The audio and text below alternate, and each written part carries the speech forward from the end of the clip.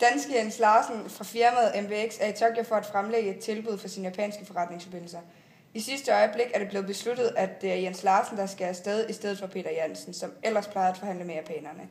MBX danske chef mener, at det er bedst at sende den teknisk bedste rustet afsted på grund af tilbudets art. Japanerne tager imod Jens Larsen på kontoret, der udveksles visitkort. Jens Larsen er ikke vant til den slags og fumler med kortene, beslutter sig derefter at lægge dem i baglommen. Japanerne lægger ærbødigt Jens Larsens kort foran sig på bordet.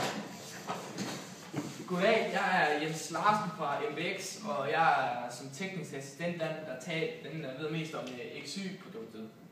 Og derfor kommer jeg i stedet for Peter. Ja, jeg taler ikke så godt som japansk. Jeg taler ikke så godt japansk som Peter. Men mit japanske begrænser sig vist til I can rate, what can you do? Jens Larsen er den eneste, der lærer, og han giver sin sidemakker en albu i siden. Nå, men spøg til side. MBX produkt er jo helt enestående på markedet. Vi har arbejdet på udviklingen længe, og med systemet her vil I simpelthen kunne effektivisere med mindst 10%. Men vi har jo handlet med jer før, så vi er villige til at give jer 15% rabat, hvis I bestiller inden den 15. Under Jens Larsens tale sidder den ene af japanerne med lukkede øjne, mens den anden kigger ned i bordet. Ingen af dem siger noget, sådan går der 30 sekunder. Jens Larsen kigger bordet rundt, og så siger så: Ønsker de, at jeg skal gentage tilbuddet? Japanerne siger stadig ikke noget til Jens Larsen, men foregår en dæmpet samtale på japansk.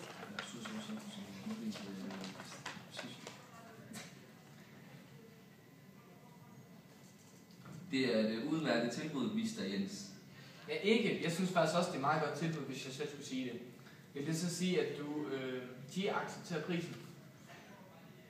Det er et udmærket tilbud, og vi vil også være interesseret i at lave forretninger med MBX. Super.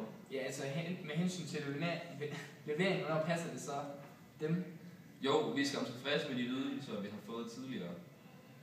Ja, det kunne jeg forstå på Peter, men med hensyn til leveringen finder vi ud af det. Skulle vi ikke bare... Ja, prisforslaget ligger ikke langt fra det, vi havde forestillet os. Javel, jamen det er jo godt. Ja, vi vil tænke over det. Ja. Ja, vi vil overveje forslaget. Godt, så vil jeg sige tak for nu. Jeg har et fly, jeg skal nå om 3 timer.